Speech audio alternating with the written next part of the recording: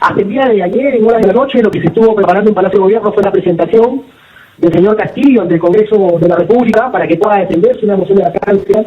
Se le dijo, inclusive, con algún grupo de ministros que lo que decía el Congreso había que respetarse, y si los votos eran adversos y él quería recurrir a otras instancias como el Tribunal Constitucional o la Ley Internacional, podía hacerlo, pero respetando la decisión del Congreso. Que eso es el marco democrático, señor Sala, pero el exministro Félix Chero, en una entrevista temprano esta semana, dijo lo contrario, dijo que no iban a respetar los 87 votos, así se llegaran a estos, y luego lo corrigió por la noche. A ver, ¿cuánto han respetado con esta interpretación auténtica que hicieron ustedes de la cuestión de confianza que quedó plasmado en esta acta del Consejo de Ministros, por lo cual muchos de ustedes, y no todo ese gabinete, están denunciados constitucionalmente en el Congreso? A ver, Omar, esa es una denuncia constitucional que correrá su curso, eso lo está ante el Tribunal Constitucional. Ustedes estaban yendo contra una ley expresa aprobada por el Congreso de la República, les guste o no.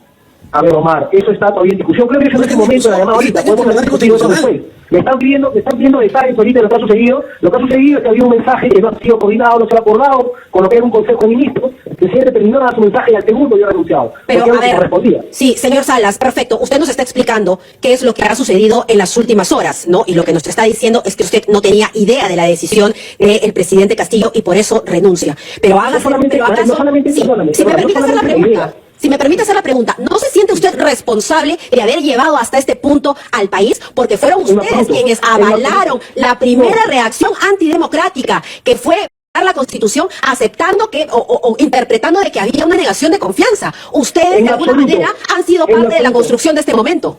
En absoluto. Ha habido un Consejo de Ministros, hemos tenido un extriburo del Tribunal Constitucional como el señor Landa, que nos explicó la figura también constitucional. Entonces, yo creo que entrar en esos detalles es un detalle de discusión. No son detalles menores, señor. Es un detalle muy importante que nos ha llevado a este momento. Porque fue un punto de no retorno, señor Salas, fue un punto de no retorno. El violar directamente una ley aprobada por el Congreso de la República y ratificada en febrero de este año por el Tribunal Constitucional, hacer una interpretación fáctica de la cuestión de confianza. Es un punto que ustedes avalaron.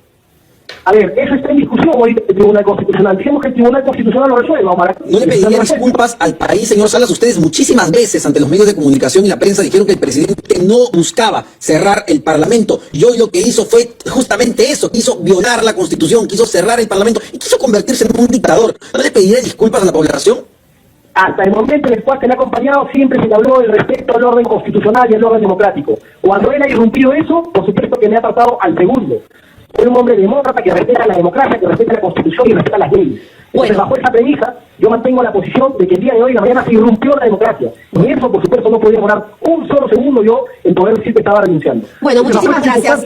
Muchas gracias, señor Salas. Esa es su posición y eso es lo que también va a tener que explicarle en su momento a la justicia, porque los ministros son responsables de esta situación. Y basta de engañar a la gente. Basta de engañar a la gente, porque no se puede uno llenar la boca hablando de la defensa de la democracia cuando lo que se hizo en ese gabinete fue absolutamente todo lo contrario.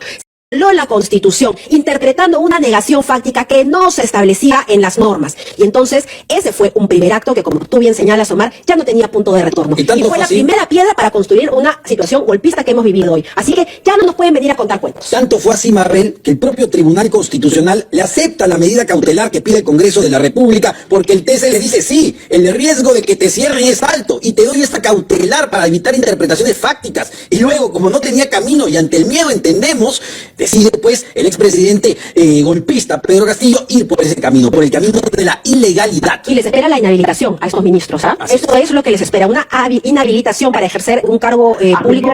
Al haber ya el juez avalado también la imputación por este delito, implica de que han participado 2 o más personas. Así es que el delito de conspiración no lo puede cometer solo el expresidente Castillo, con lo cual al día de hoy solamente estaría la Fiscalía a la espera de identificar a los demás quienes han participado en esta conspiración para la rebelión. Ahí vamos, pero por partes. ¿Cuánto sería la pena por el delito de conspiración? El delito de conspiración tiene una pena máxima de 10 años privativa de libertad, a diferencia del delito de rebelión, que estima una pena que van desde los 10 hasta los 20 años de privativa de libertad. Ahora, usted señala que habrían más personas, pero ya, por ejemplo, el director de TV Perú ha señalado que efectivamente cuando se emitió este mensaje, donde el expresidente anunció el cierre del Congreso, estaba Aníbal Torres y Betsy Chávez, ¿no? En ese momento Betsy Chávez será jefa del gabinete y Aníbal Torres será asesor, ¿no?, de la PCM. ¿Qué pasaría con ellos? ¿Qué delitos también recaerían sobre ellos? No solo eso, ¿no? También han salido los chats de los también. ministros que eventualmente podría identificar también a las personas que ya estaban enteradas de estos sucesos. Sin embargo, en cuanto al derecho penal implica, no solamente basta el conocimiento, ¿no? Se requiere que hayan desplegado algún tipo de conducta tendiente precisamente a conformar esta conspiración para la rebelión. Entiendo de que la Fiscalía también aquí ha actuado de manera muy rápida, allanando, por ejemplo, los ministerios, solicitando el registro de los videos para ver e identificar con quienes previamente ha coordinado el expresidente Castillo, pero todo apunta de que aquí ha tenido de todas maneras auxilio de otras personas para conspirar en la comisión de este delito. Se estima de que podría ser eventualmente la expresidenta del Consejo de Ministros, Betsy Chávez, y también podría estar implicado el expremier también Aníbal Torres, pero eso lo va a determinar la propia investigación que está en curso. ¿Pero qué recaería sobre ellos? Porque incluso Betsy Chávez, en este chat que usted señala y que hemos podido leer, hace un llamado a todos los ministros para que acudan a la PCM, señalando que será un día histórico. Bueno, todo apunta de que ella sí estaba enterada previamente de lo que iba a suceder y que no necesariamente se refería a la vacancia que se iba a analizar a las 3:30 de la tarde y con la presencia de los ministros y abogados del presidente. Y si es que ellos, o identificaría la Fiscalía a los demás partícipes de este hecho, estarían incursos en el delito de conspiración para la rebelión. Porque como ya la Fiscalía ha postulado esta hipótesis incriminatoria dentro de la conspiración para la rebelión, implica la necesaria participación de 2 o más personas. Tiene uno, pero tiene que identificar a los demás y estarían incursos dentro de este delito de conspiración. Claro, si bien ya no han sido detenidos porque en flagrancia, como sí el expresidente, ellos también podrían ordenarse una detención contra esas 2 personas o más, pero en este caso conocemos de estas 2. Claro, pero también la detención preliminar implica, porque no han sido detenidos en flagrancia tal como tú has señalado, que tengan o que concurra algún peligro de fuga u obstrucción, no al mismo nivel. Viendo el caso, viendo el caso precedente, bueno, habría eso que identificarlo, porque entiendo de que incluso Betsy Chávez lo visitó al expresidente Castillo en la Diroes.